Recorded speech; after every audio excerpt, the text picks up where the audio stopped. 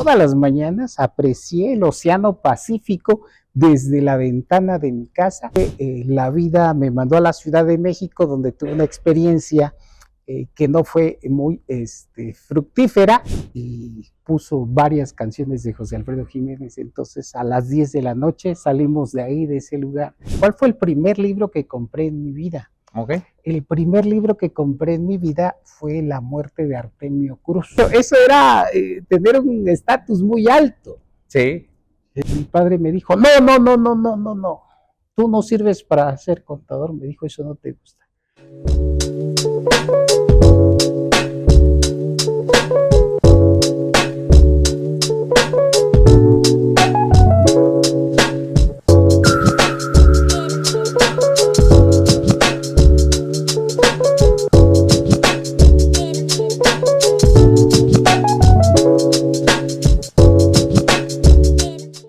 Hola amigos, amigas, ciberauditorio, bienvenidos nuevamente a un programa de charlas, charlemos sin filtro.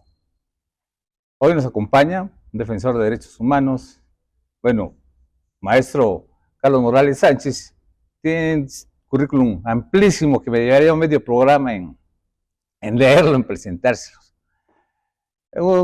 Ha destacado en los últimos 2 años, por no decir los anteriores, como defensor de los derechos humanos indígenas, pero además a él le debemos de que el gobierno federal, el gobierno estatal y el municipal, que no han hecho mucho, pero están obligadísimos a rescatar el río Atoyac y el río Salado. A él se lo debemos. Mi estimado Carlitos Doble Clic, bienvenido a tu programa.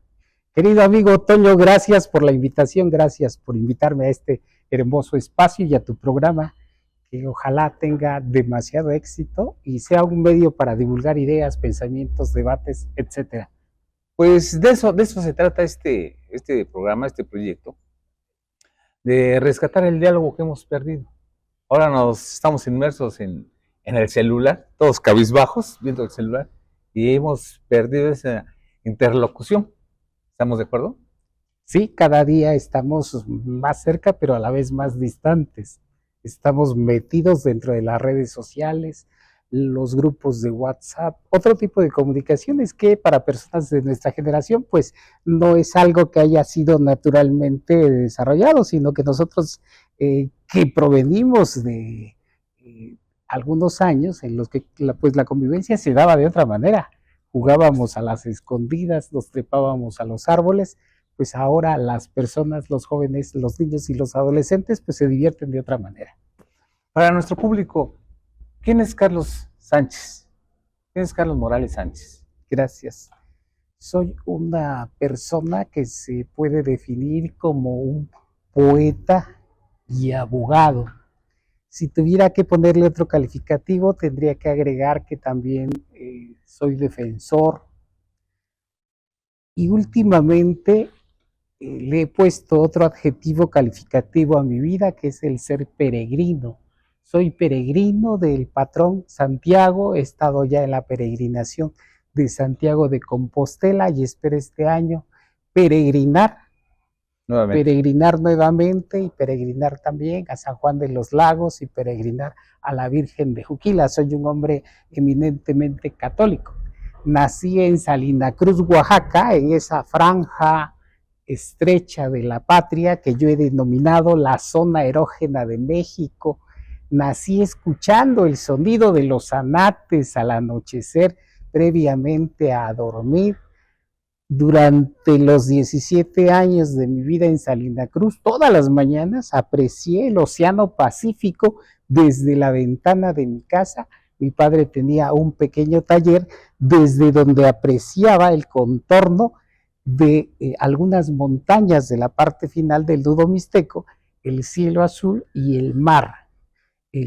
Los montes salinacrucenses, los cerros salinacrucenses, muchos de ellos ya están coronados por algunos tanques de Pemex, por algunas torres de Pemex. Entonces Salina Cruz, el precio del desarrollo. Sí, el precio del desarrollo. Salina Cruz pues es una ciudad cosmopolita a donde llegan personas de todos los lugares. Tenemos una fuerte presencia china, una fuerte presencia japonesa, Pero también tenemos una migración interna. En Salina Cruz están hermanos mazatlecos, campechanos, yucatecos, veracruzanos, y hay una fuerte conexión con Coatzacoalcos, Minatitlán. Hay una migración ismeña que va y viene a esos lugares de Veracruz. Entonces tenemos territorio ismeño en Veracruz. Entonces, en ese contexto, ahí nací. En Salina Cruz de los años 80, pues había muy pocas perspectivas de desarrollo. Los jóvenes de mi generación queríamos o podíamos solamente ser pescadores y trabajadores petroleros. Yo intenté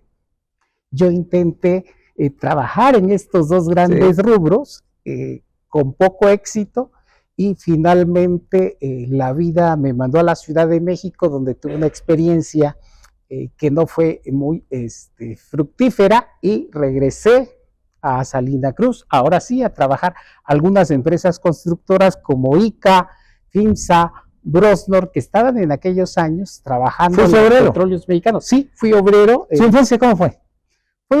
Fue una infancia con muchos hermanos, con muchos árboles de tamarindo, con una abuela, con una casa con iguanas, como las casas de Macondo. La casa de mi abuela era una casa de caña brava, con horcones al centro y con muchos árboles de lima, en donde las iguanas estaban materialmente en todas partes. Mi abuela tenía iguanas y tenía gallinas para proveerse de su alimentación. Esa era la casa de la abuela. En la casa de mi padre, la casa de mi familia en Salina Cruz, pues teníamos una maravillosa vista al mar, porque vivíamos en la parte alta del cerro. Extremadamente feliz, es la parte donde más feliz he sido en mi vida, viendo el amanecer del Océano Pacífico y viendo el atardecer, cómo se metía el sol, con muchas expectativas, con muchos sueños, con muchos anhelos. ¿Cuántos años tenía cuando se sumergió en el mar? ¿Cuándo se bañó? ¿Cuál fue su primera vez? No lo recuerdo, pero mi padre me debe haber llevado a los 6 meses o a los 4 meses o tal vez al año, pero no tengo esa imagen clara en mi mente. Yo ya tengo imágenes donde estoy con mis hermanitos mayores que yo y estamos jugando en la playa. Entonces yo supongo que la inmersión pues sucedió un poco antes. Visitó usted Piedraliza, era famosa Piedraliza, ¿no? Esa playita en Salina Cruz. Sí, eso está a la vuelta, es una playita pequeñita, peligrosa, pero claro, por supuesto, recientemente estuve hace como 2 meses por esos lugares. Toda la parte de Playa Abierta, que incluso ya estando en la secundaria, en Salina Cruz, estudié en una escuela secundaria federal número 2, llamada también Lázaro Cárdenas, que fue creada también por la voluntad de un líder sindical petrolero famoso de aquellos años, don Alfredo López Ramos. Entonces teníamos horas muertas, horas libres, que pasábamos pues recorriendo el entonces abierto malecón de Salina Cruz, Oaxaca. Ahora el malecón pues no tiene un acceso libre, y debido a esas modificaciones que ha resentido Salina Cruz, esta modernidad de la que hablabas, esta modernidad de este proyecto interoceánico, transísmico, pues impide que ahora la ciudadanía pueda acceder a un lugar que para mi generación, para los que teníamos la infancia y la adolescencia en los años 80, pues era un lugar mítico, mágico, era un lugar para conocer no solo el mar, no solo para conocer a tus compañeros, sino para conocer de manera incipiente, avistar, avisorar lo que podría ser el amor. Usted, los primeros, los pininos amorosos. Sí, eran 2 lugares, en Salina Cruz eran 2 lugares, digamos que con esa connotación, era el malecón de Salina Cruz, el malecón, y detrás de la Biblioteca Ari 67, la Biblioteca Ari 67, que fue construida en Salina Cruz en virtud de la buena voluntad y las gestiones de Héctor Anorma Fut, un salinacrucense hoy finado, pero muy recordado por sus trabajos de gestoría en Salina Cruz. Entonces había 2 lugares en ese pueblo con mar de los años 80, 2 lugares, donde la juventud de aquellos años, o ya son personas de 50 años para arriba, pues tenían sus primeros contactos con el amor, con los acercamientos a las personas, las amistades, etc. Usted estudia la primaria, la secundaria y la preparatoria en Salina Cruz. Así es, estudié en escuelas públicas, la escuela primaria Independencia, mixta vespertina Independencia. Envío un saludo a mi querido maestro a Andrés Garrido Maldonado en Jalapa del Marqués, que fue el maestro que en quinto y en sexto año nos acercó a toda esa generación, a ese grupo de alumnos a la lectura, nos acercó al ajedrez, nos acercó a las actividades deportivas, a la oratoria y a la declamación y a la música. Solo si me dejas hacer un paréntesis, el maestro Andrés Garrido Maldonado cada jueves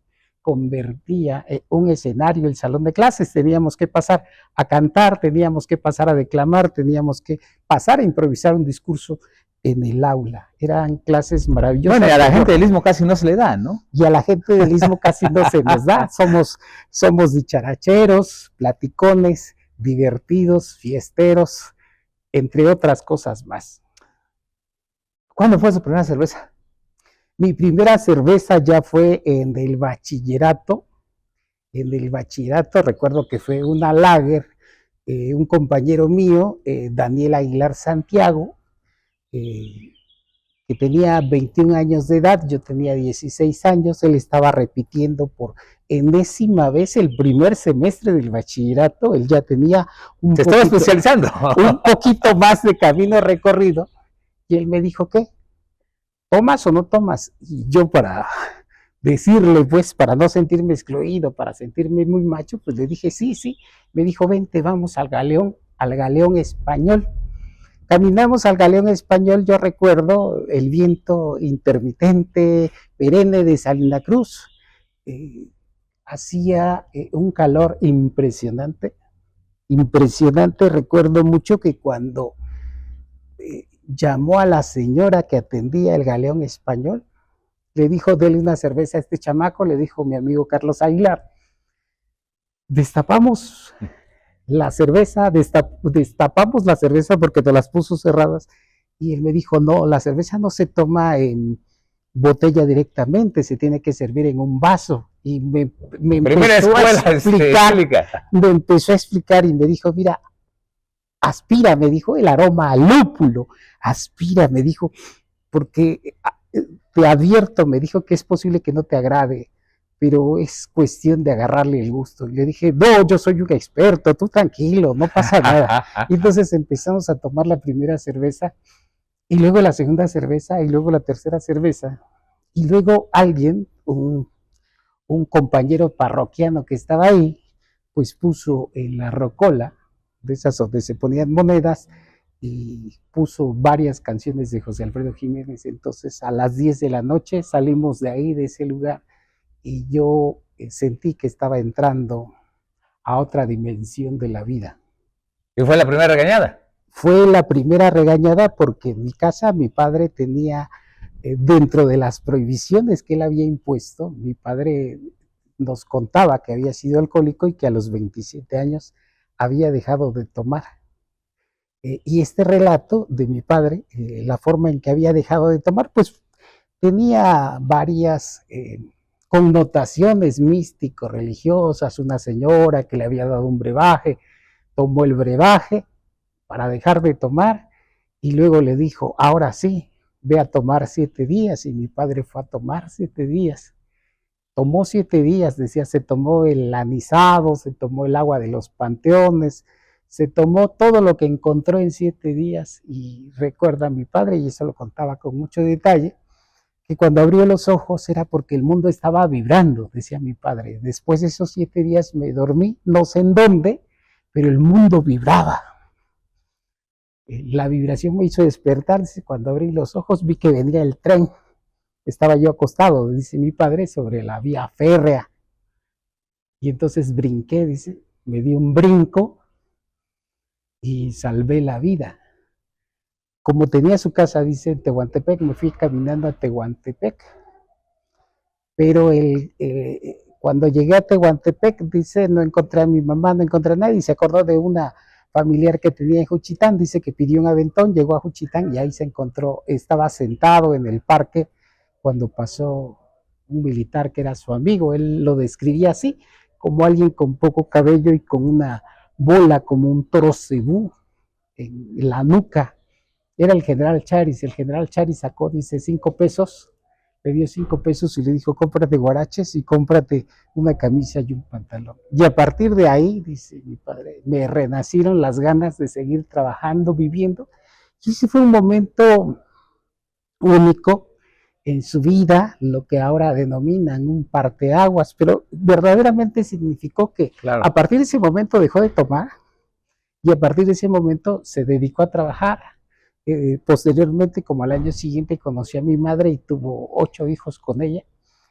Bueno, tuvieron 8 hijos y entonces ya fue otra persona, pero el primer mandamiento paterno era no Tomar. beberás. Y sin embargo, pues yo me acuerdo que rompí a instancias de mi querido amigo Carlos Aguilar López, que donde quiera que esté, él le envió un saludo. A instancias de él, bebí mi primera cerveza. Hoy tengo ya como 8 años aproximadamente sin beber absolutamente nada. No fui un bebedor constante, pero un día decidí dejar de beber. No necesitó los 7 días de su padre. Ya no necesité los 7 días de mi padre, solamente un día tracé una línea en el suelo y dije, ya, hasta aquí nada más. Y ya no bebo absolutamente nada. Y al principio, pues los amigos me decían, pues, tómate una cerveza, tómate un mezcal. Pero poco a poco los amigos han ido comprendiendo, pues, que ya no estamos en esas ligas. Muy bien. Amigos, amigas, regresamos en 2 minutos.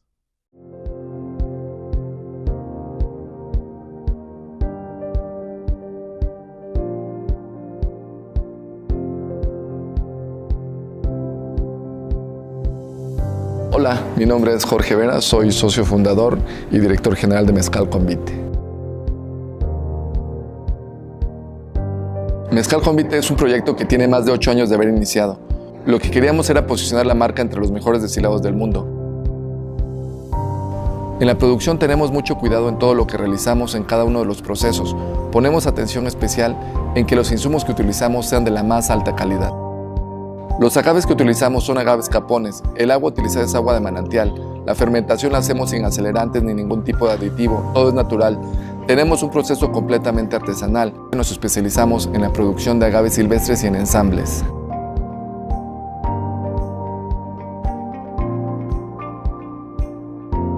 Hemos creado recientemente un proyecto que se llama Casa Convite. Aquí brindamos el conocimiento necesario para introducir a las personas al mundo del mezcal. Tenemos un tasting room, un área específica en donde mostramos la historia de nuestra marca, los procesos de elaboración y la importancia de la certificación del mezcal. También tenemos una tienda en donde hay productos específicos de Mezcal Convite y también contamos con un restaurante, Baltasar, en donde se combinan esas dos ramas tan importantes de la cultura de Oaxaca, lo que es la gastronomía y el mezcal. Oaxaca es la meca del mezcal y en Oaxaca somos el mezcal más vendido. El año pasado vendimos más de 10,000 botellas en la ciudad de Oaxaca y a nivel nacional estamos en los mejores restaurantes y mejores bares del país. Los invitamos a que conozcan más sobre nuestro proyecto de Mezcal Convite y que vengan a Oaxaca a disfrutar de la cultura del mezcal y que prueben y comprueben la calidad excepcional con la que producimos Mezcal Convite.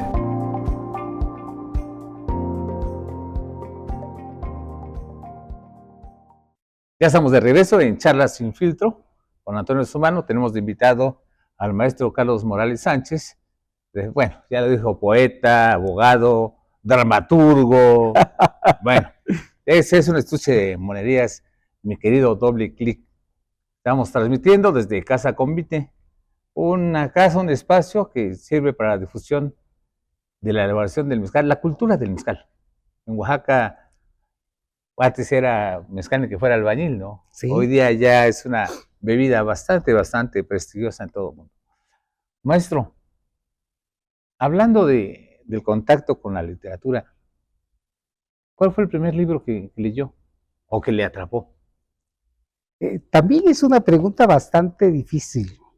Yo recuerdo, dentro de Si camino paso a paso hasta el recuerdo más hondo, como decía Juan José Arriola.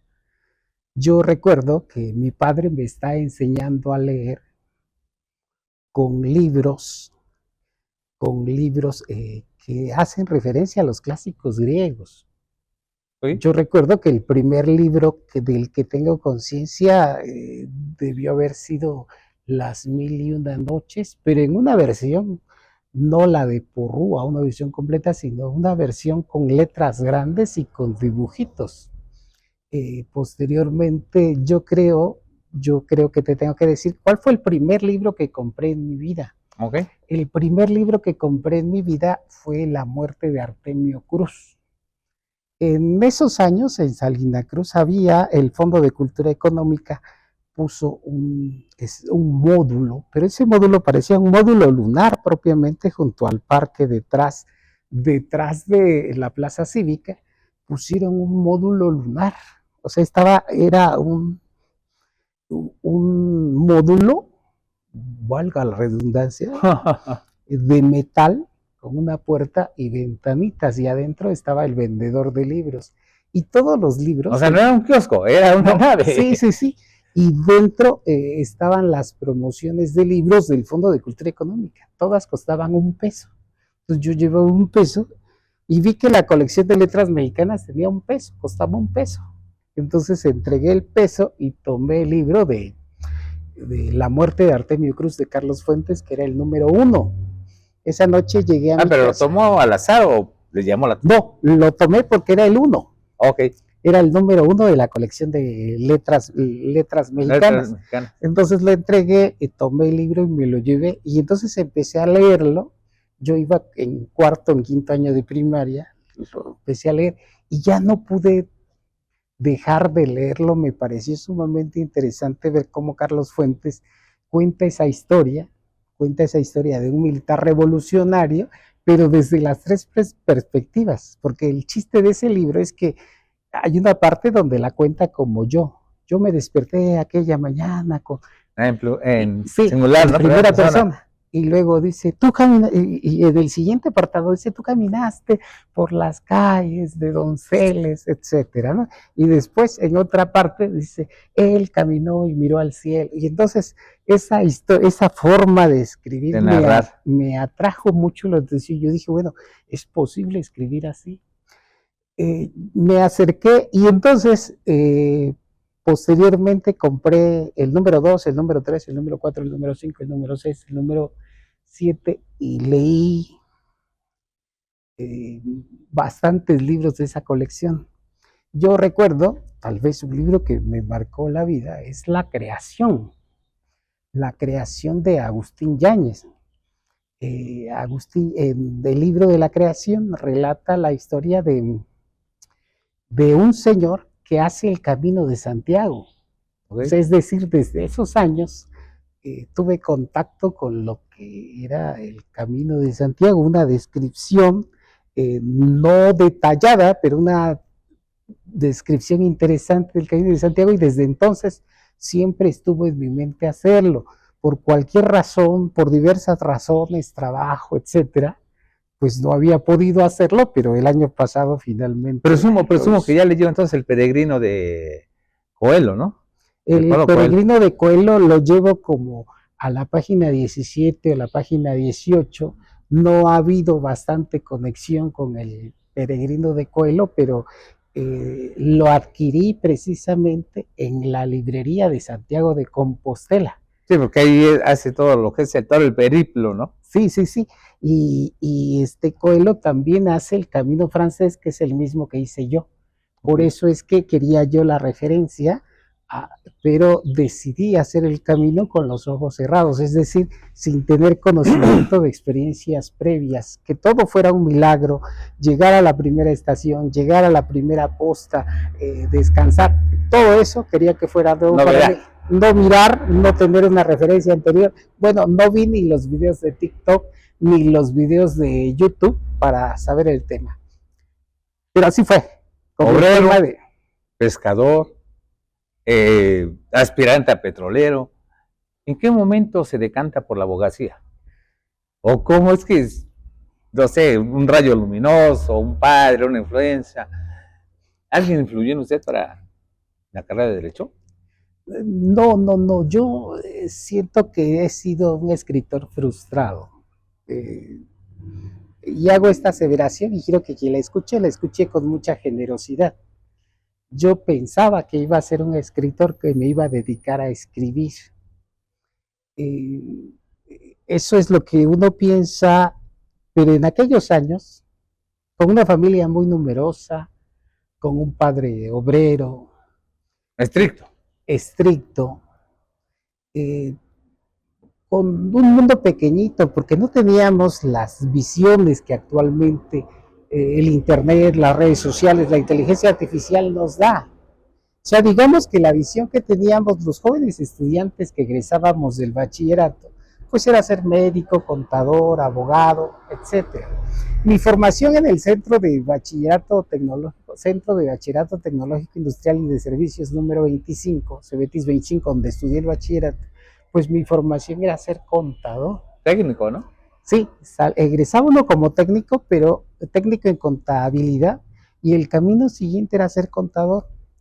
Yo fui a estudiar al Politécnico Nacional en la Ciudad de México, llegué un poco tarde a inscribirme. Algunos amigos tehuanos que ya estaban en la política estudiantil del Politécnico me lograron que yo ingresara. Estuve 4 meses solamente, no aprobé muchas materias, pero por favor.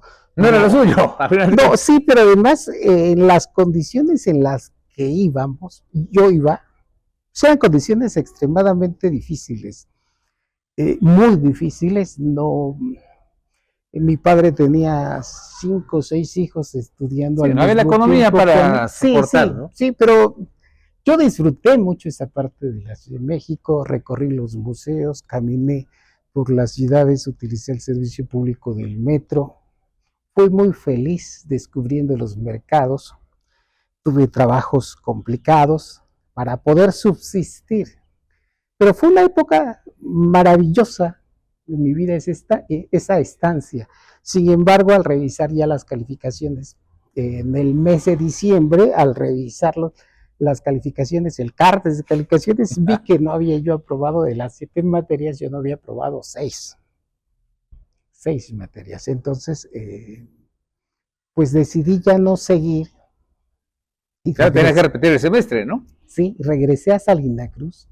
Entonces hablé con mi padre y mi padre me dijo, no, aquí no queremos ni flojos ni burros. Esa fue la expresión que dijo, ni flojos ni burros. Vete a trabajar a la refinería. Y entonces fui a trabajar a la refinería. Trabajé en ICA,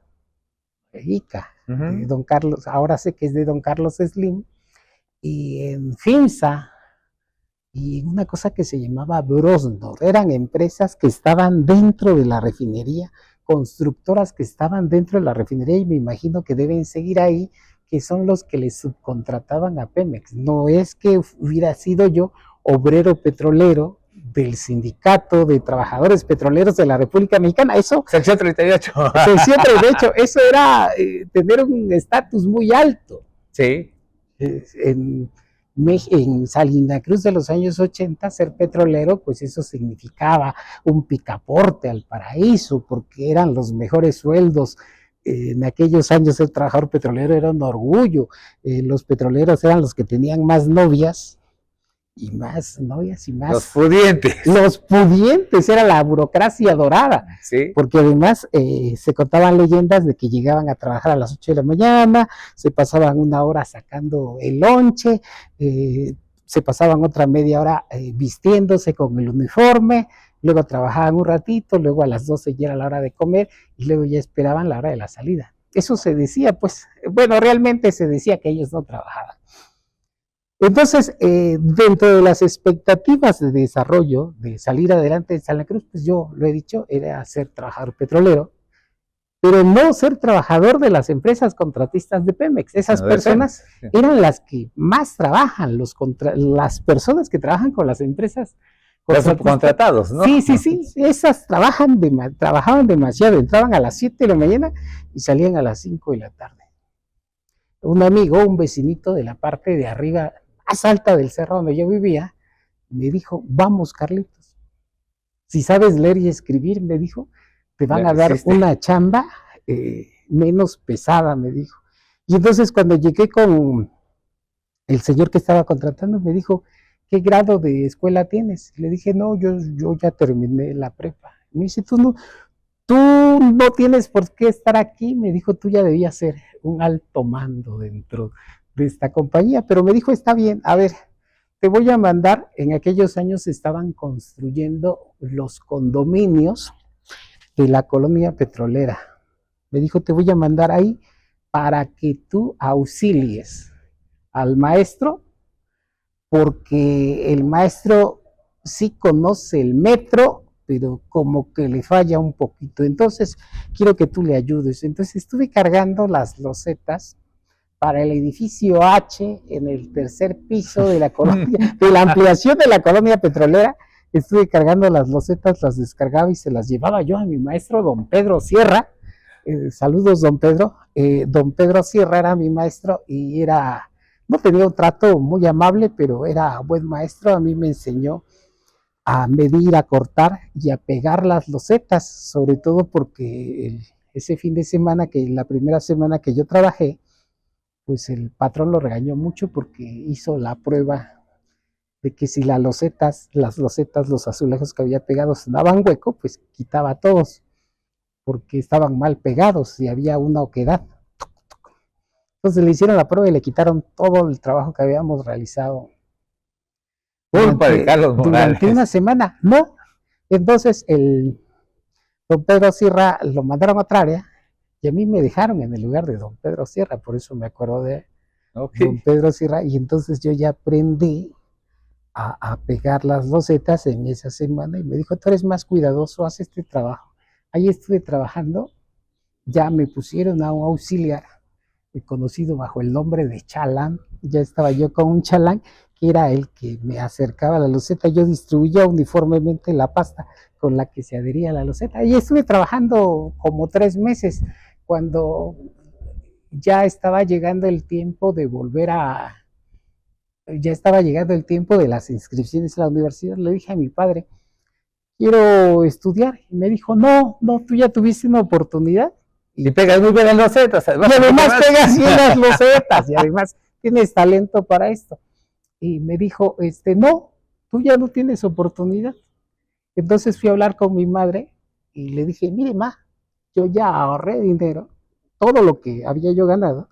Le dije, mire, lo tengo intacto, no he gastado nada, me voy a comprar zapatos, ropa, y yo quiero que usted me ayude. Y mi mamá, al ver mi desesperación, fue con mi padre, le hizo manita de puerco y le dijo, hay que ayudar a este muchacho. Hay que ayudar a este muchacho porque tiene ganas. Y entonces le dije, hablé de nuevo con mi padre, que era una persona muy huraña, y me dijo, está bien, ¿qué quieres estudiar? Y le digo, yo quiero estudiar, ahora ya que había ido a la Ciudad de México, dije, pues por lo menos, así lo dije, pues por lo menos que sea aquí en Juchitán, Oaxaca, en el Instituto Tecnológico del Istmo. El famoso ITRI. En el famoso ITRI, y ahora ITI, y ahora Tecnológico de México. Mi padre me dijo, no, tú no sirves para ser contador, me dijo, eso no te gusta. Y tenía él una experiencia de litigio de un terreno que tenía entre Tehuantepec y San La Cruz, y tuvo alguna dificultad, una expropiación, etcétera, y me dijo, yo quiero que seas abogado para que defiendas mis tierras, que no eran muchas tierras. Ahora ya hay un fraccionamiento, en los terrenos de mi papá, ahora hay un fraccionamiento ahí, con muchas casitas, y ya, eso se perdió. Pero mi padre como que me alentó, me dijo, yo quiero que seas abogado. Y pues la visión que tiene la gente de los pueblos del abogado es de alguien que habla, que platica, que discute. Entonces dice, tienes el perfil del abogado. No lo dijo así, pero me dijo, tienes pinta de abogado. Entonces, pues vine a estudiar a la ciudad de Oaxaca, pero Oaxaca fue mi segunda opción. Aquí llegué a Oaxaca y compartí durante 5 años el cuarto, la habitación con un querido amigo, Adrián Farías Flores, un joven brillante, alegre, hijo de un pescador cooperativista, es decir, era accionista de una cooperativa, y el papá de Adrián Farías, que era el patrón, el capitán de un barco camaronero, pues le enviaba bastante dinero, ¿no? Le enviaba bastante dinero, y entonces Adrián pues era una persona muy generosa. Ya falleció Adrián, y entonces compraba las manzanas y compraba las verduras y las distribuía todas así. O sea, esta es tu manzana para ti y esta es mi manzana para mí. Y entonces cuando él compraba la carne y compraba las verduras, yo hacía el caldo de res y lo preparábamos y comíamos, y jamás pedía dinero para que yo cooperara. O sea, era una persona muy generosa. Sí. Entonces yo conviví con él 4 años. Adrián Farías ya falleció, pero él era un hermano que la vida me puso. Yo le aprendí a él la generosidad. Él era extremadamente generoso y era una persona que tenía mucho atractivo con las muchachas. Lo perseguían. ¿O regular? ¿Usted? ¿Yo? ¿Buen estudiante bueno. Destacado. No muy destacado, pero yo era muy bueno porque traía yo ya una formación de lectura previa a la universidad. Yo ya había leído una gran cantidad de libros, entonces el discurso jurídico no se me dificultaba mucho, sobre todo porque traía yo alguna formación sobre algunos lectores, sobre algunos autores franceses, algunos autores griegos. Tenía ya algunas visiones del derecho romano que había yo visto en la literatura. Sí. Entonces, cuando llego a la universidad, pues están los gruesos libros clásicos del derecho mexicano editados por Porrúa. Entonces el lenguaje del derecho se me hace asequible, yo no tengo dificultades para entenderlo, nunca tuve ninguna dificultad para entenderlo, se me hacía sencillo, pero era por la formación que traía de literatura. Yo fui lector hasta los 18 años, hasta los 17 años que dejé Salina Cruz. Pues leí demasiados libros, la biblioteca de mi pueblo, la leí completita, y luego tenía un amigo que su padre era gerente del Banco Banamex. Entonces su papá, yo le dije al joven, a mi compañero de la secundaria, que si su padre me podía dar algún trabajo en el Banco Banamex haciendo el aseo cuando iba yo en la secundaria. Y el señor no tenía un trabajo formal para mí, pero le dijo, está bien, quiero que me ayude a limpiar los privados de los gerentes y los ejecutivos de cuenta de Banamex. De hecho, el Banco Banamex está a una cuadra de la escuela secundaria. Pero lo interesante de hacer ese trabajo, que lo hice durante 1 año aproximadamente, y el señor me pagaba de su bolsa. Me daba una gratificación de su bolsa por ir a limpiar. Yo creo que no era necesario, solo el señor, para que yo tuviera alguna actividad y la posibilidad de obtener un ingreso, pues me contrató, por llamarlo de alguna manera. Pero lo interesante de ir es que yo hacía la limpieza de la oficina del señor, y el gerente, el papá de mi amigo, estaba suscrito a Novedades. Bien. Y estaba suscrito al Excelsior. Entonces, en aquellos años, en Salina Cruz, el periódico del día llegaba a las 6 de la tarde del mismo día, y había que hacer fila para esperar poder comprar el periódico. Entonces, yo tenía el acceso gratuito al periódico y a las revistas con el señor, porque cada vez que terminaba yo de limpiar, le decía, oiga, ¿qué hago con esos periódicos? Y él me decía, pues llévatelos. Pero yo no me los llevaba para venderlos, yo me llevaba para leer los periódicos y estar actualizados en las noticias. Estamos hablando de que en los años 80, pues la difusión de las noticias no es lo mismo que es ahora. Totalmente. Que en tiempo real estamos viendo en las redes sociales qué es lo que pasa. Entonces allá había que esperar un poco para estar enterados, y entonces yo pude enterarme de demasiadas cosas. pude conocer a los personajes de la política de los años 80. Me enteré de cómo Caro Quintero se había robado a la sobrina de Cosío Vidaurri, y todas esas cosas que en los años 80 acontecieron, pero las pude leer a través de los periódicos que me regalaba el señor Pastrana, gerente de Banamex en aquellos años, en los años 80 en Santa Cruz. Entonces, cuando llego a entender el discurso jurídico, a mí no se me dificulta. Lo que pasa en esos años de la universidad es que tengo que realizar actividades para mi subsistencia, más allá de que mi amigo Adrián Farías pues complementaba, fuera tan generoso conmigo, pues también tenía que hacer actividades para la subsistencia. Entonces, por eso es que a veces no podía ir a clases, a veces tenía que estar trabajando, pero la universidad fue una época demasiado bella. Bonita. Volvemos en un minuto.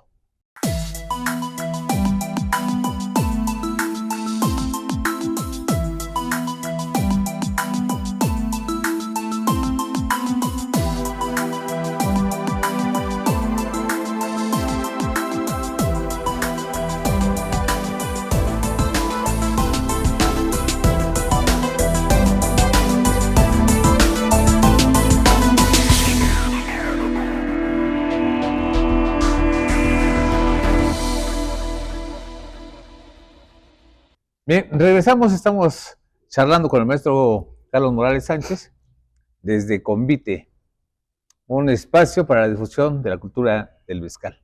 No es tomar por tomar, es disfrutarlo, porque cada gota de mezcal es una historia. Como la historia que me está contando y que más que interesante es, pues, aspectos que no conocíamos o que pocas veces abrimos. Este programa es para desnudar el alma, ¿eh?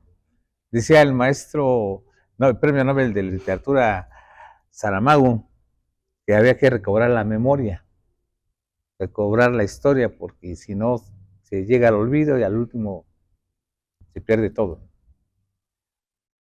Termina Derecho y se va a la Ciudad de México. No, termino Derecho y me pongo a trabajar aquí en Oaxaca. No, la Ciudad de México es un espacio intermedio entre el bachillerato y la Universidad de Oaxaca. Ok. O sea, después de terminar el bachillerato voy a México, estoy 6 meses, regreso y trabajo en empresas que le trabajan a Pemex. Pero trabajó en el Poder Judicial Federal. Ah, sí, pero en Oaxaca. En el Poder Judicial. Sí, ese es un tema bastante interesante. Yo, al momento en que termino, empecé a hacer una carrera en el litigio, porque a mí me pasó algo muy interesante. Yo tenía pensado ser servidor público, pero lo cierto que se dice es que, bueno, había espacios que estaban vedados, el nepotismo, los hijos de los magistrados. Eso no se da hoy día. Etcétera. Bueno, se sigue dando, pero dice que la reforma judicial va a modificar eso. Bueno, el caso es que yo me introduje al litigio de manera muy curiosa. Yo estaba ya en el tercer año de la carrera y era yo mesero en un restaurante famoso y atendía siempre a un señor, a un líder de mercados que llegaba a comer siempre a ese restaurante y lo atendía con mucha amabilidad. Y un día el líder me llamó y me dijo, tú no debes estar aquí, me dice, yo noto cierto brillo en tus ojos. Ah, lo veo muy cerquita. Y yo, es que seguramente lo vi muy cerquita. Lo tomé de los hombros y me miró cerquita y le dije, ¿qué haces? Me dijo, aparte de estar aquí. Le dije, pues estoy estudiando la carrera de Derecho. Me dijo, te voy a recomendar con un amigo mío que trabaja en la Fiscalía, en la Procuraduría, para que vayas a trabajar. Y entonces hablé con el dueño y el dueño me dijo, el dueño de ese negocio, un hombre generoso, me dijo, ve, este no es tu camino, me dijo, esto no es lo tuyo. Pero sobre todo recuerdo que una noche salíamos, el servicio de ese restaurante pues se cerraba a las 12 o 1 de la mañana, según el último comensal. Y después del último comensal pues empezaban las tareas de limpieza. Sí, sí. Empezábamos a lavar, empezábamos a limpiar acomodar mesas, acomodar las mesas. Y entonces había una situación de que primero estábamos expuestos a lo muy caliente, porque servíamos las carnes en anafres, y después estábamos expuestos a lo muy frío. Nosotros, los que trabajábamos ahí, pues ya habíamos contratado a un taxista que a las 3 de la mañana iba por nosotros al restaurante y nos subíamos todos en el taxi como podíamos y el taxista nos iba distribuyendo a todas las casas de todos los compañeros. En esa ocasión, recuerdo, el taxista no llegó. El taxista no llegó y estábamos todos afuera del restaurante esperando, pasando frío, esperando al taxista. Entonces un amigo me dijo, yo tengo su número, voy a hablar. Cruzó la calle hacia donde estaban las casetas telefónicas y fue y marcó. Cuando regresó, venía caminando exactamente frente a mí. Él era el mesero más antiguo de ese restaurante, más antiguo. Y lo vi que venía caminando, o sea, en una distancia de 20 metros o 15 metros, y vi que venía moviéndose, desbalanceándose. Venía con ritmo. Venía con ritmo. Y le digo, oye, amigo, ¿qué tienes? ¿Por qué caminas así, meneándote? Me dice, ¿por qué o qué te estás burlando de mí? No, le dije, ¿por qué te estás meneando así? O sea, no había notado nunca esa particularidad. Nunca había notado esa particularidad. Y me dijo, no te burles de mí. Me dijo, mira, el frío, después de estar en lo caliente, ha hecho que los huesos tengan una debilidad y yo me vaya de lado. Me dijo. Y en ese momento llegó la luz a mí, a mi cerebro, a mi mente, a mi corazón. Y dije, no, yo no quiero estar aquí. No quiero estar así. Pasando del frío al calor y que después me ponga yo chuequito, por decirlo de alguna manera. No quiero que esto suene discriminatorio. Y decidí hacerle caso a mi patrón y hacerle caso al señor comensal que llegaba ahí a comer a ese restaurante, que me dijo que fuera con el director de averiguaciones previas. No, que fuera yo con el fiscal general, procurador general. El señor procurador general lo fui a ver, estuve 6 meses practicando y después me dio una primera plaza de oficial administrativo donde estuve 1 año, año y medio.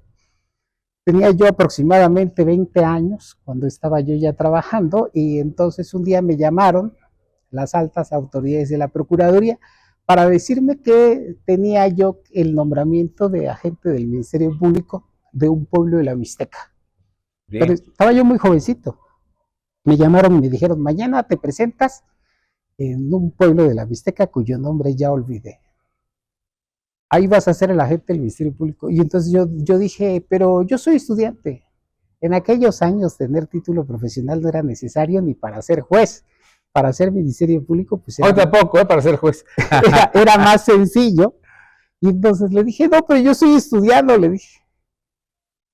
Y me dice, pues es eso, es ir a la Mixteca. O estudias. O renunciar. Entonces yo renuncié, ya no seguí mi carrera en la Procuraduría General de Justicia del Estado y entonces ya no fui agente del Ministerio Público y me invitó a litigar un amigo mío, mi querido maestro Mateo Velasco Moreno, papá de mi querido amigo Mateo Velasco Hunda. Me invitaron a litigar en su despacho en la en la calle de Trujano. Ahí estaba el licenciado Mateo Velasco, un abogado en aquellas épocas muy conocido, un abogado muy diligente, muy honesto, era una persona extremadamente honesta, muy serio además, y además era un maestro porque se tomaba el tiempo de explicarte. Con el maestro Mateo Velasco Moreno aprendí a poner las primeras piedras en los litigios. Y yo entendí que litigar era una cosa que tenía muchas peculiaridades. Con él aprendí una lección muy importante, que es que los litigios, los temas jurídicos, no gana quien tiene la razón. Gana quien sabe pedirla. Gana quien sabe pedir. O sea, en el pedir es el dar. Sí, pero aun cuando la frase es muy simple, tiene muchas complejidades, porque es tan complicado pedir, y yo a lo largo de todos estos años, que ya no son pocos, pues siempre estuve buscando la manera de cómo saber pedir bien, cómo bien pedir. Argumentar, ¿no? Sí, sí, pero ni siquiera es argumentar, porque los jóvenes abogados de las universidades de prestigio en México pues saben correctamente argumentar, pero no obstante que sepas argumentar y lo sepas pedir, eso no significa que te den la razón. Esto es un fenómeno muy interesante. Hace muchos años, hace ya bastantes años, más de 30, estaba yo en cuarto año de la carrera, me tocó defender a un notario y a un señor, a los dos, acusados de fraude por otorgar escrituras incorrectas. Los dos estaban involucrados en el mismo tema, los dos. Le salieron 16 órdenes al notario público y le salieron las mismas 16 órdenes a mi cliente, que era el señor particular. 16 órdenes de aprehensión para los dos por los mismos hechos. Yo defendí a mi cliente, yo era un estudiante, yo defendí a mi cliente y me concedieron el amparo de 16 asuntos, me concedieron el amparo en 8. En 8, y se quedaron 8 pendientes. Se quedaron 8 órdenes de aprehensión vigentes y al notario le concedieron las 16 órdenes, les concedieron los 16 amparos. Yo tenía 21, 22 años y yo siempre me pregunté y dije, ¿por qué si expuse exactamente los mismos argumentos? Bueno, mejor dicho, ¿por qué si el defensor del notario tomó mis argumentos y los planteó como suyos, a él le dieron la razón y a mí no? Y a mí no. Fue una tarea, eran los mismos razonamientos, los mismos argumentos, la misma claridad en la exposición. Y durante 30 años, bueno, durante 20 me estuve preguntando, ¿por qué razón a él sí y a mí no? ¿Y cuál fue la diferencia?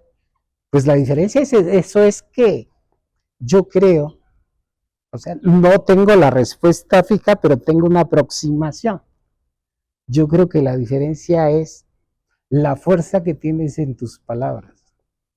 No solo tienes que argumentar, sino debes tener fuerza en tus palabras. Esto es maravilloso.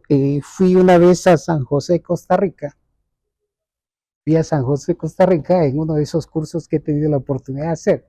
Y había un juez argentino que ponía un ejemplo muy interesante y que me permitió a mí pues ver más o menos hacia dónde iba la cosa en este tema que te estoy contando. El juez argentino decía que él era juez argentino en una comunidad, creo que en Jujuy, Argentina, y que él tenía un privado. En el privado, decía, se veía de adentro hacia afuera, pero el de afuera no veía hacia adentro.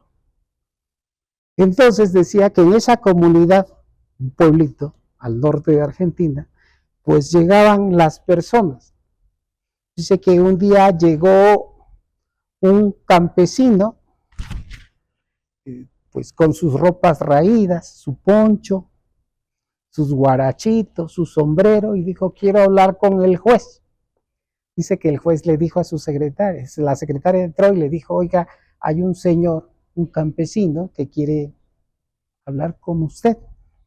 Y el juez le dijo, se asomó, lo miró y le dijo, que espere, dijo. Y ahí lo tuvo esperando en lo que terminaba la sentencia. 3 horas después, 4 horas después lo recibió, lo atendió y se fue. Dice que en otra ocasión llegó un señor alto, blanco, barbado, con saco, corbata, traje, zapatos boleados, y entró su secretaria y le dijo, oiga, el licenciado quiere hablar con usted. Se asomó por la ventana, lo vio, bien vestido, perfectamente abajado, lo vio, y en ese momento dijo, que pase. La pregunta que nos hacían a todos los alumnos era, ¿por qué razón el juez determinó que el señor, el que venía trajeado, boleado, enjollado, con un maletín de cuero, con las iniciales bordadas en las mangas de su camisa, ¿por qué le dijo pase inmediatamente y el campesino no? Y entonces en esa clase latinoamericana, en el aula latinoamericana de San José, Costa Rica, pues todo el mundo decía por la discriminación, por el racismo, etcétera. Pero no, el juez mismo nos sacó de dudas y nos dijo, uno no interioriza ni teoriza.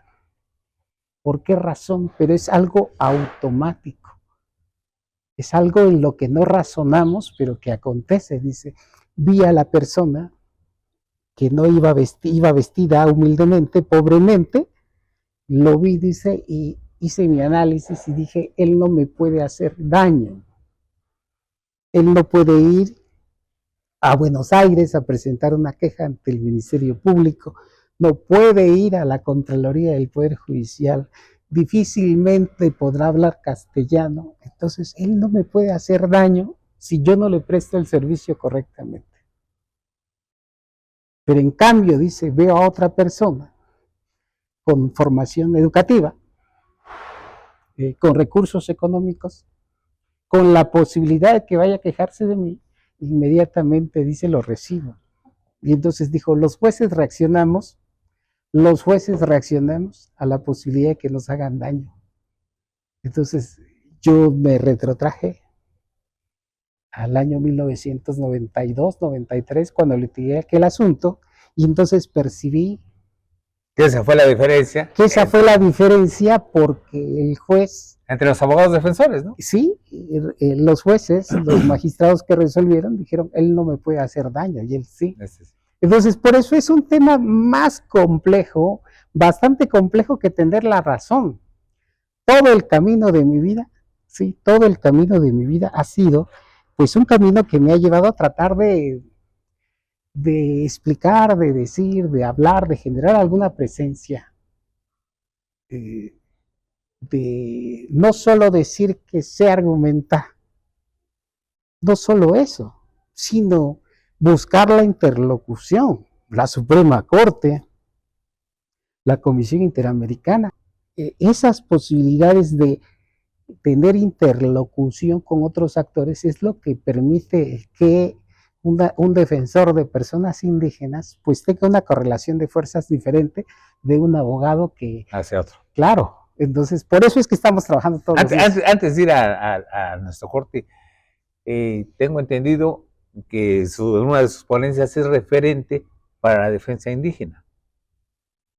¿Sí? ¿Estoy en lo correcto? Sí. O sea, fue, digamos, es matriz ahorita de lo que es el primer caso de defensa indígena, del derecho indígena. Sí, aquí es un tema bastante interesante, porque mira, después de estar con mi querido maestro, el licenciado Mateo Velasco, estuve trabajando 2 o 3 años en la Contraloría del Poder Ejecutivo de Oaxaca.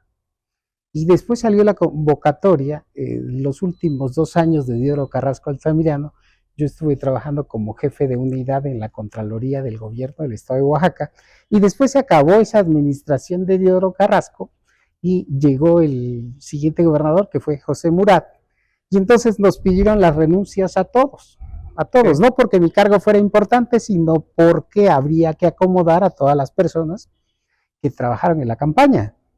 Entonces salió la convocatoria para defensores públicos del Poder Judicial de la Federación. Concursé, era el año 98, 99, no recuerdo muy bien, 99, y logré quedar en el segundo concurso de oposición abierto del Poder Judicial de la Federación. El Poder Judicial de la Federación, que fue en mi casa durante 12 años, no era propiamente un poder que estaba abierto para todos, sino era un poder, pues de alguna manera exclusivo, era endogámico, solamente eran ellos, lo tengo que decir así, porque pues esa crítica es pública, ya la hizo hasta López Obrador, y el resquicio que abrió el Poder Judicial de la Federación fue el concurso para defensores públicos federales, en lo que es la Defensoría de Oficio. Yo había solicitado, hablado, pedido trabajo dentro del Poder Judicial de la Federación, dentro del área de los juzgados. Entonces, pero no había habido ese espacio, esa oportunidad, precisamente porque en aquellos años, El elitismo puro. más que ahora, sí, pues el Poder Judicial de la Federación estaba muy cerrado, completamente cerrado, y solo entraban, lo digo así, recomendados, amigos, conocidos, novias de jueces, magistrados y de los mismos secretarios. Pero eso no es un secreto, eso lo dijo Borrego Estrada en un estudio que publicó del Consejo de la Judicatura. Pero yo lo viví. Pero cuando se abre esta posibilidad del concurso público abierto para defensores públicos federales, pues participé y quedé en tan buen lugar a nivel nacional que un día la directora de administración del Consejo del Instituto Federal de la Defensoría Pública me llama y me dice: oiga, usted quedó en el lugar número 3 a nivel nacional, ¿a dónde quiere usted ser asignado? Yo, pues siempre desde los 18 años, desde los 19 años, yo he estado viviendo en Oaxaca, en la ciudad de Oaxaca, pero entonces me traicionó la nostalgia y dije: yo quiero ir a Salina Cruz, a mi tierra.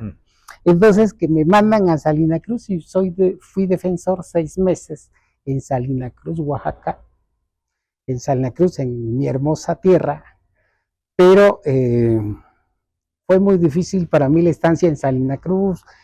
Hacía mucho calor, había muchas cervezas, había muchos elementos de distracción que finalmente solicité mi cambio para la ciudad de Oaxaca. Y aquí estuve primero en las oficinas de la Fiscalía, de la Procuraduría General de la República, y después en el Juzgado Octavo de Distrito, 12 años en el Poder Judicial de la Federación, 12 años defendiendo a los más pobres, defendiendo a las personas indígenas. Y entonces ahí, en esos años de ejercicio profesional, advierto que el derecho penal se ensaña con las personas indígenas, se ensaña. Primero por el lenguaje, por la cultura, ¿no? Por la pobreza, pero se ensaña sobre todo porque la persona indígena no desconoce completamente el sistema penal y desconoce que algunas conductas que realiza naturalmente, que han realizado en su comunidad desde hace muchos años, pues son delitos para el Código Penal.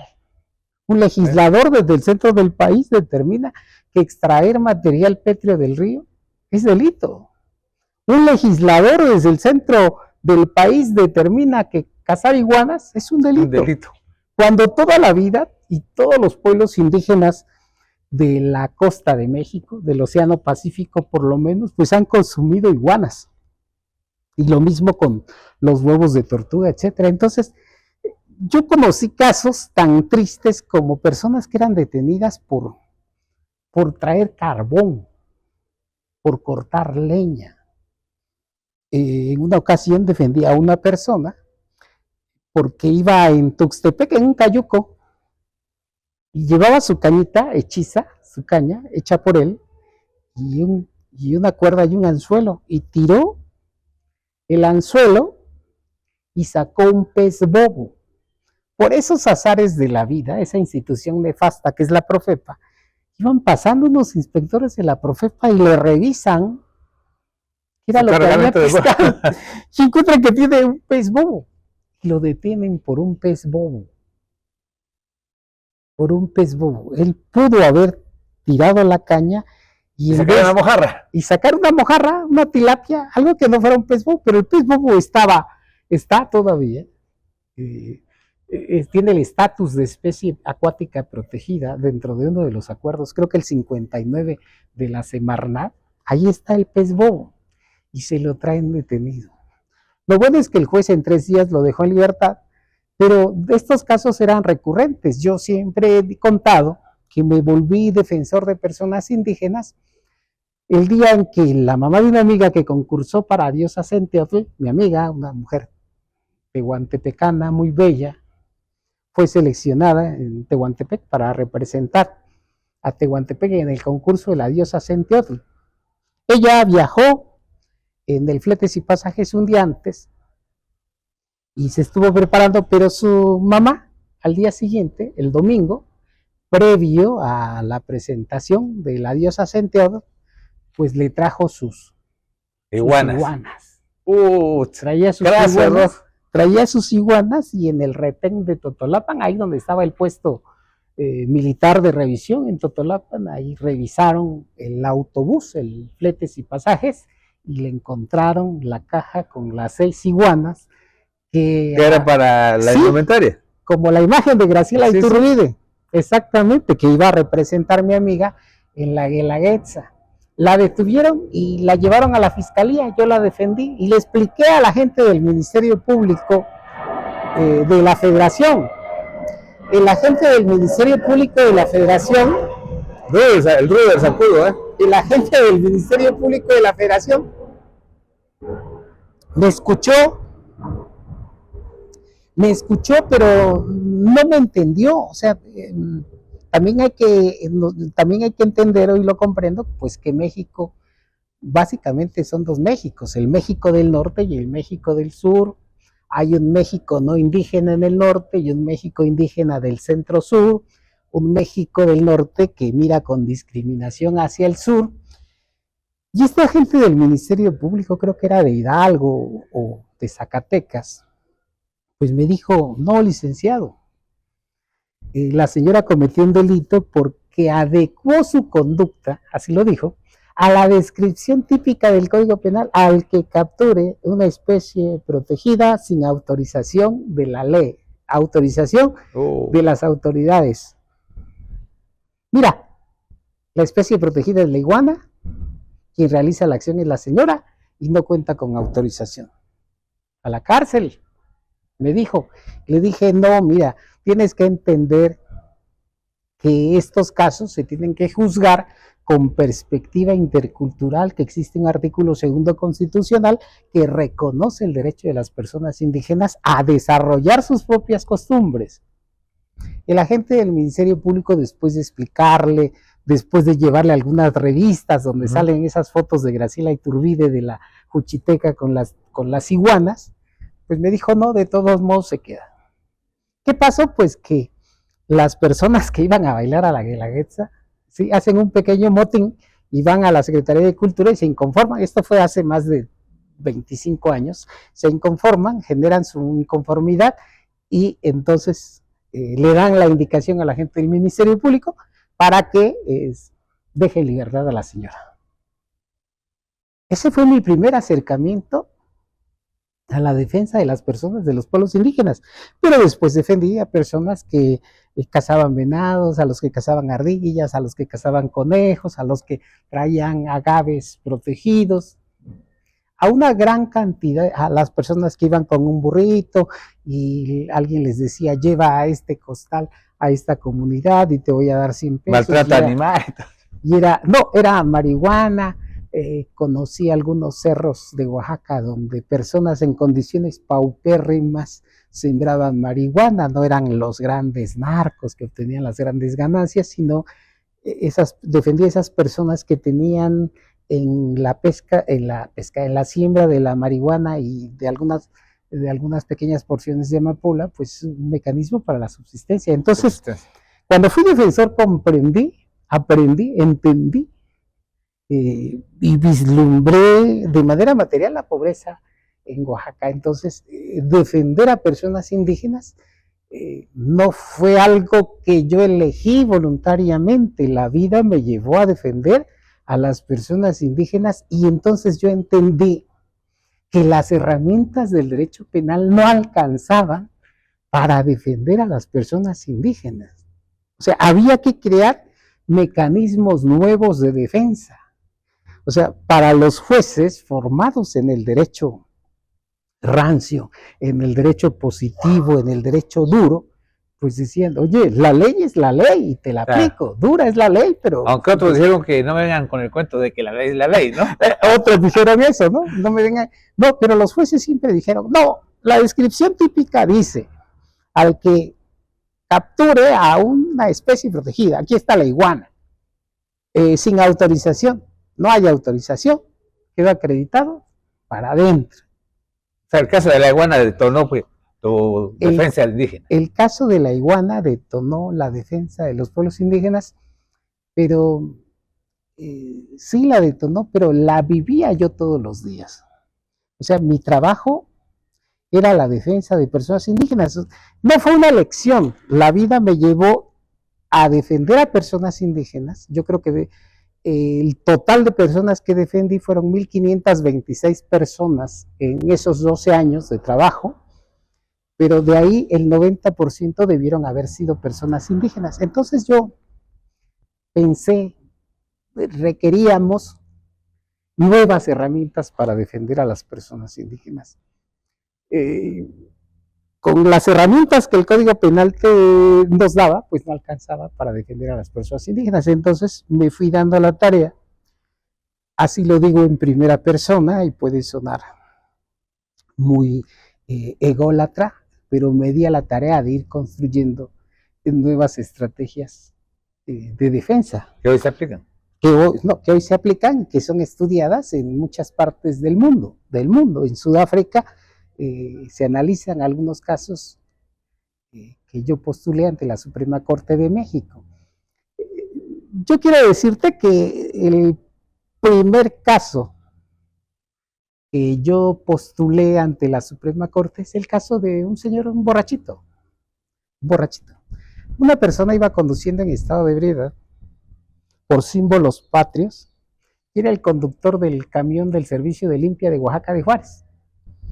El señor amanece por las calles de Trujano, por ahí, en un after, después de la fiesta, y tiene que regresar a su casa, hasta la González Guardado, cambiarse de ropa y regresar a trabajar. Claro. Pero él toda la noche había estado bebiendo, ingiriendo bebidas embriagantes, y conduciendo su camión del servicio de limpia, de la recolección de la basura. Entonces se va por símbolos patrios y ahí le pega a un vehículo pequeño. Le pega a la conductora, viene la policía, lo detiene y se lo lleva detenido. Ese delito se denomina ataques a las vías de comunicación.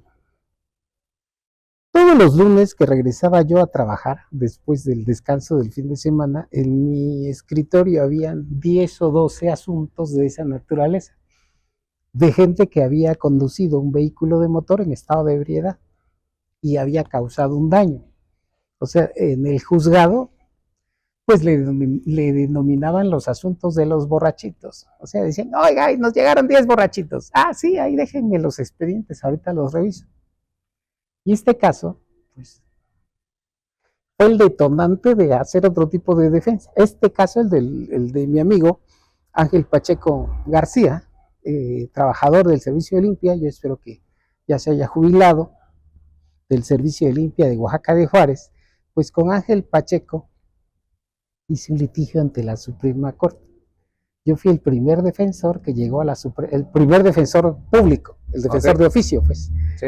Que llegó a la Suprema Corte, porque la Suprema Corte, antes de que yo llegara a tocarle la puerta, pues solo se la abría a los Handam, a Diego Fernández de Ceballos, en asuntos de Jugos del Valle, en asuntos de los grandes empresarios, temas de impuestos, la materia fiscal, etcétera. Los Gómez Mon, Gómez Morín, etcétera. Esos de apellidos rimbombantes, solo para ellos estaba abierta la puerta de la Suprema Corte, y hay que decirlo, pues lo que dijo la ministra Lenia Batres en esa parte es cierto. Dijo que la Suprema Corte ha generado 30,000 sentencias en temas fiscales, pero en derecho al agua ha generado 20 criterios. Vamos a un corte y regresamos con ese tema del agua, precisamente. En lo profundo de las montañas zapotecas se encuentra San Baltasar Guelavila, Oaxaca, un lugar mágico rodeado de cascadas y manantiales. Tierra milenaria donde crece una extensa variedad de agaves silvestres. Manos expertas protegen este terreno sagrado. Manos que cosechan y siembran el agave con el que se produce un mezcal artesanal hecho cuidadosamente. Los mezcales de la familia Convite reflejan experiencia y conocimientos ancestrales en la dedicada tarea de destilar agaves. Cada botella es un ejemplo de pasión y destreza. Cada una es la muestra de una antigua tradición y de la tierra que vio crecer la planta. Mezcal Convite es compartir, festejar, tradición y sabor.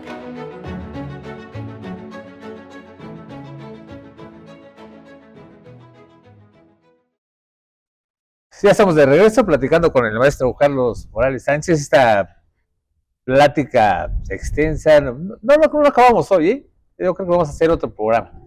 Pero esa paternidad de litigios, de detonar el derecho indígena, lo que nos acaba de comentar del amigo trabajador de Limpia, Carlos Morales Sánchez, de repente, ¡pum!, surge el nombre más insistentemente en los medios nacionales, desde Oaxaca, luego nacionales, por la defensa de los ríos. Porque antes del corte hablábamos del agua. ¿Cómo nace la defensa del litigio o el litigio estratégico indígena para defender a los ríos? Cosa que nadie ha hecho y que las autoridades pues muy poco han dado atención a lo que ya constitucionalmente o por ley se les exige, ¿no? Sí, concurren dos vertientes. Cuando llegamos ya en litigio estratégico, porque no llego solo, ya llego con un grupo de amigas y amigos que conformamos litigio estratégico, pues llego ya con la experiencia recabada a lo largo de tantos años, 12, en el Poder Judicial de la Federación, donde, como estaba yo comentándote hace un momento, pues ya había yo obtenido sentencias de la Suprema Corte de Justicia de la Nación, habíamos sentado precedentes, ya habíamos hecho la primera demanda de amparo en lengua indígena, entre otras cosas. Yo ya conocía todos los reclusorios, los cerezos y los eferezos del país. Yo tengo la oportunidad de ir a un curso de formación en una asociación hermana colombiana que se llama De Justicia. Ellos me invitan en el año 2013 a la ciudad de Bogotá y me invitan me pagan mi boleto de avión y me pagan mi hospedaje y me pagan mi alimentación, pero me invitan porque tenían algunas noticias sobre el trabajo que había yo realizado y me invitan a un curso donde tuve la oportunidad de escuchar a los defensores más brillantes de América Latina en el tema de derechos económicos, sociales, culturales y ambientales, que es una corriente nueva. Okay. Cómo justiciabilizar, es decir, materializar en la vida real el derecho a la alimentación, el derecho a la vivienda, el derecho al agua. Y entonces estaban haciendo cosas muy interesantes en otras partes de nuestra América Latina y en Sudáfrica y en la India. Estaban haciendo otro tipo de litigio muy interesante. Entonces yo escuché, porque yo lo tengo que decir así, porque yo no lo inventé, que el expositor de Argentina expuso el caso que es el antecedente, el abuelito, del litigio por el rescate del río Atoyac Salado. En Argentina rescataron un río que se llama el río del Riachuelo, el río Riachuelo-Matanzas-Mendoza, algo así. Entonces hay una asociación civil, pero muy grande, que se llama CELS, pero son muy grandes y muy fuertes y muy poderosos, se atrevieron a hacer un litigio por rescatar un río. El Riachuelo, era uno de los ríos más contaminados del mundo, pero además es del tamaño del río Papaloapan, es decir, es un río inmenso, o sea, es un río navegable. El riachuelo es un río navegable, pero la basura era inconmensurable, pues era terrible ver. Todavía están los videos en YouTube donde se aprecia, se ve la basura desplazándose y el trabajo que realizan los vecinos para intentar limpiarlo, pero esa tarea es imposible. Entonces CELS, así se llama la asociación, hace un litigio para rescatar ese río y ganan el litigio. Y cuando yo voy a ese curso en Bogotá, en aquellos años, pues solo tomo la idea y la guardo en mis apuntes. Y ahí era el año 2013 y ahí dejo los apuntes guardados. O sea, no generé una sinapsis con ese caso, sino que solo lo guardé en mi alforja, en mi mochila, en mi morral, y ahí lo guardé. Dije, esto suena interesante. Yo estaba buscando mecanismos para justiciabilizar la vivienda. Yo quería buscar la justiciabilización de la vivienda, pero entonces me topé con el tema del río, tomé nota y a la salida estaban la misma asociación civil estaba vendiendo las memorias, las entrevistas a los pobladores, estaban vendiendo los libros y con el trabajo que habían realizado. Entonces adquirí un libro y me lo traje y ahí lo dejé, lo guardé en la oficina. Entonces estaba en una época en la que litigio estratégico apenas era solamente un boceto, solamente era un escritorio y un librero y no había nada más. Y entonces tuve la suerte de que se acercaran a mí estudiantes universitarios, especialmente una compañera estudiante universitaria, que me contaba todo lo que acontecía en la Universidad Autónoma Benito Juárez. Pues me contaba cosas tristes como el porrismo, como la inasistencia de los maestros, pero hubo algo que me llamó mucho la atención, que me decía que ya no aguantaba la pestilencia, así lo dijo, que llegaba hasta el aula de clases. Le decía, ¿pero por qué? Atraviesa el río Salado, ¿no?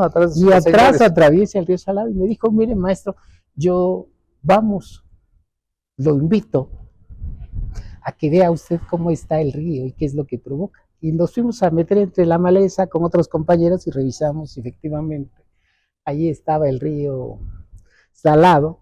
Fuimos dando seguimiento al río Salado hasta la parte del bosque El Tequio. Aquí en la ciudad de Oaxaca está el bosque Tequio, y ahí en el bosque El Tequio se conjunta con el río Atoyac. Sí.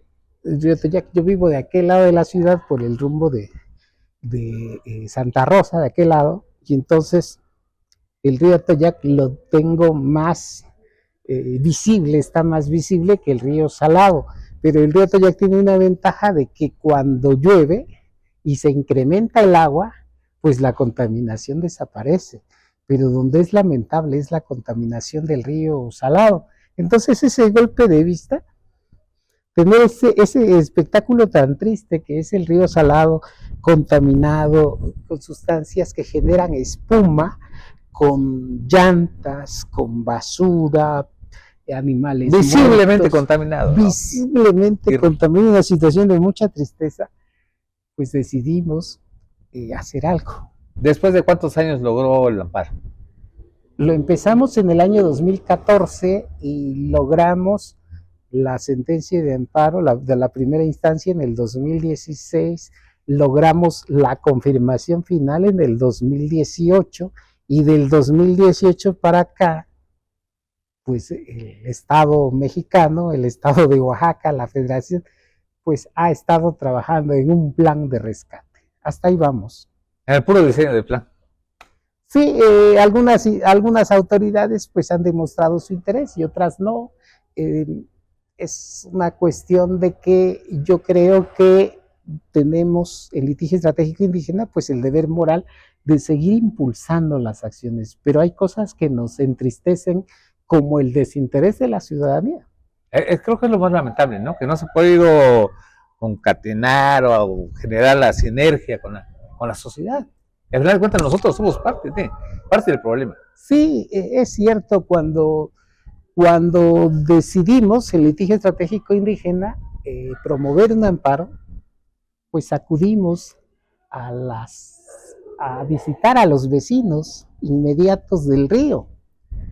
Les preguntábamos cuáles eran sus impresiones, qué era lo que pasaba en el río, qué eran las molestias que tenían, si habían tenido alguna afectación en la salud, y todo el mundo se quejaba demasiado, o sea, las molestias que implica tener el río contaminado frente de su casa. Entonces todo el mundo se inconformaba. Cuando les pedía que si estaban de acuerdo en firmar una acción jurídica como un juicio de amparo, pues ya no los notaba con Tanto tanto ¿no? interés. Y algunos pues llegaron al extremo de decir, bueno, sí firmo, pero ¿usted qué me va a dar a mí? ¿Yo qué voy a ganar? ¿Yo qué voy a ganar, no? Pues maestro, Muchas gracias. no, gracias a usted. Amigos, amigas, pues este programa alargó un poco más, pero siempre necesario, y así se van a alargar nosotros, seguramente, porque nuestros invitados, nuestras invitadas tienen mucho que contarnos, cosas que usted y yo tampoco sabíamos. Desnudan el alma. Hasta la próxima.